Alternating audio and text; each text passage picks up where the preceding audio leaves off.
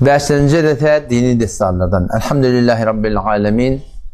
Ve salatu ve selamu ala seyyidina seyyidil enbiyayı vel mursalin ve ala alihi ve sahbihi ecmaîn.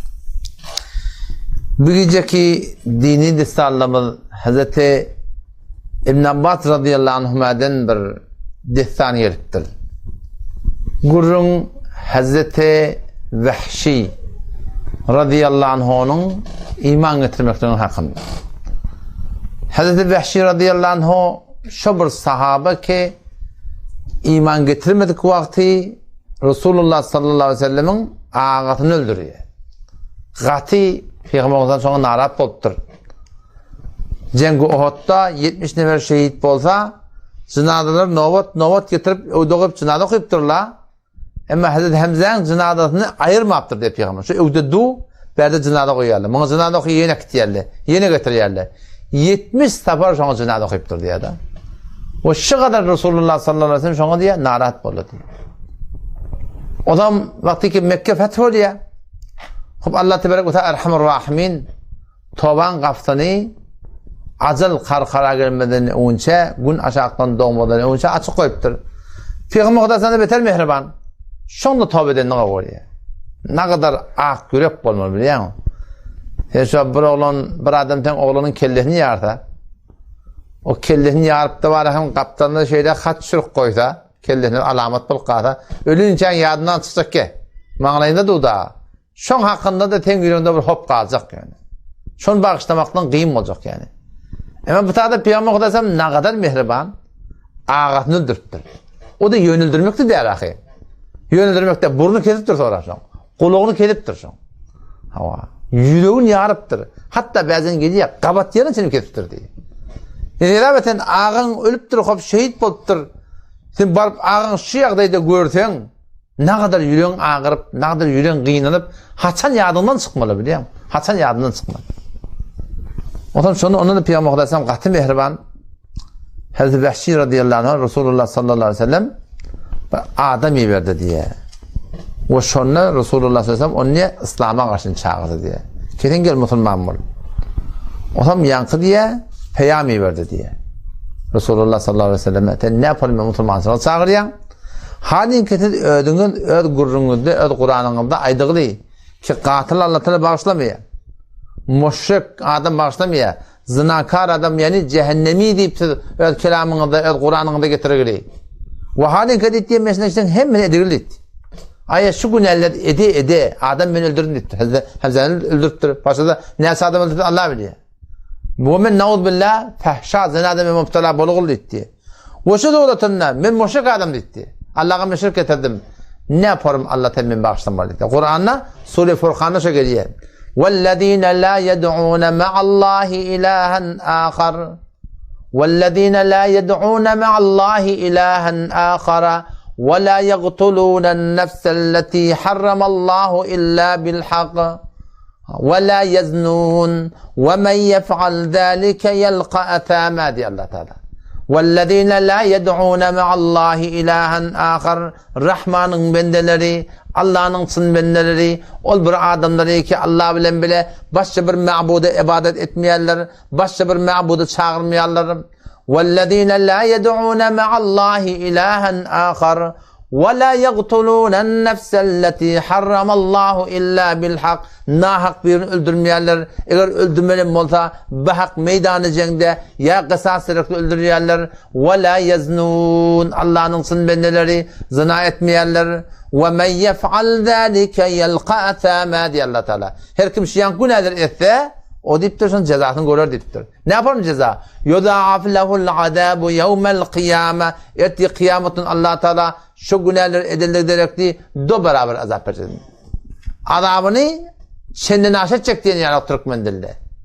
Hani kışlarda ne dedim yankı vahşi men şu günahların hemini edilir deyipti. Allah Teala ne kadar mehriban bulmuş. Huda 2 yediğit atman yediğit yertak kaptı. Dirri için yine ayet geldi diye. İlla men tâbe. Ha o günahlı şeyde. Her kim şöyle etse onun cezasını görecek. Her kim şöyle etse cehenneme girecek. Ama bir adam ki illa men tâbe. Meğer bir adam ki tövbe etse. Ve amene iman getirip ve amile amelen saliha. Şeriyete muvafık amel etse فَاُولَٰئِكَ يُبَدِّلُ اللّٰهُ سَيِّئَاتِهِمْ حَسَنَاتٍ. Ne kadar günah ediptir, Allah şan hemmetini men togabı tebdil edecektir.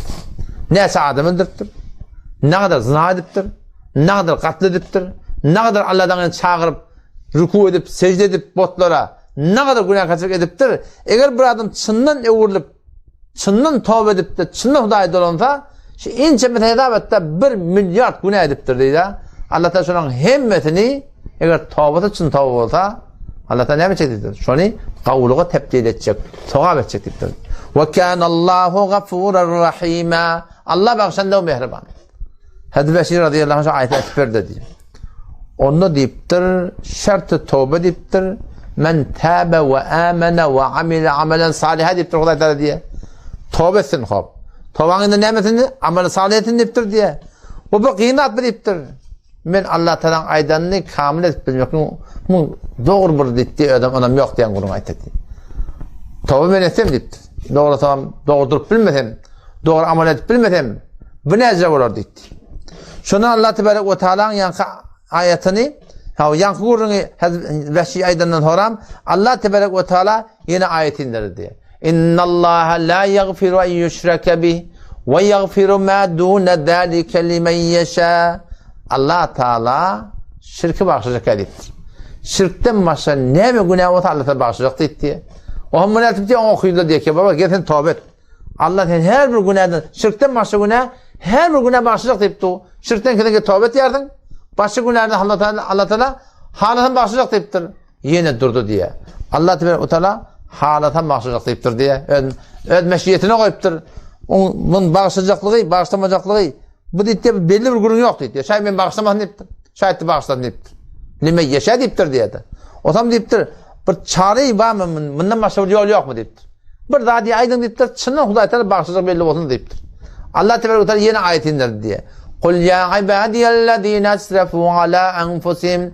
Ayet ey Resulü Hudaş'a ümmetine ey bendelerimi ki nefsine zulmettiniz. Her ne kadar günah ediptirsin da. Bir dünyanın doldurup günah bilen ettirsin. Allah Teala ne mi diye? La tagnetu min rahmetillah. Allah rahmetinden namit olmadı. O ne yaparım? İnna Allaha yaghfiru zunuba cemi'a. Allah günahların hemmesini bağışlayacak deyiptir diyor. Hemmecekini bağışlayacak.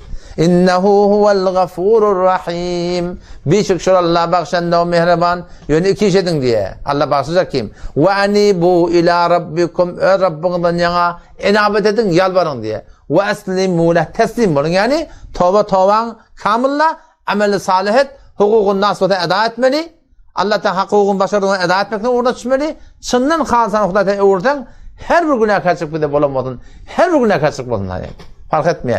Cavan olur bana da namit botturabiliyor. Ya Allah Teala hemmetin mi başlayacak deyiptir. Sondan niye? Ha deyiptir. İndim oldu deyiptir. O zaman Müslüman oldu diye. Sondan teologlarının yangurun eşittiren adamlar, sahabeler, başta teologlar adamlar olmalı. Ya Resulullah deyiptir. Şu ayet fakat Hazreti Vehşin hakkında mı? Ya bir de şamil mi? Peygamber ayeti diye hem Müslümanlara şamil etti. Sonra vakitin eteğinde diye baştaki müşrikler, kendi şirk eden adamlar, katleden adamlar, zina eden adamlar, köpten köp şu günah eden adamlar Peygamber Aleyhisselam yanına geldi şeyle sen kavda da davet veriyorsun. Ayet anlattan kavda at, beter kavda at. Yöne birden şu günahlar böyle oluyor. Ay Allah biz bağışlar mı diye ne? Peygamber hava deyip diye Allah tarafı bağışlayacaklığını ayet diye. O da şu tayda Müslüman da oğlum. Bu ne kaçır kerkim de boliyar. İnna Allah yuhibbut tevvabin. Allah da tövbe ettiler kavvaliye diye. Onu tövbe etmek gerek. Yani nefsin ağram derekli, yalınışıp her bir murat bilen günah etsek her gün namit bulmalar bar öğürüp Allah Teala'ga tövbe ettirmek gerek. Allah Teala ne diye? Tövbe ettiyenleri kavvaliye diye. Mabada bile namidi gelamasın. Allah Teala tevfik versin. Vesselamu aleyküm ve rahmetullah.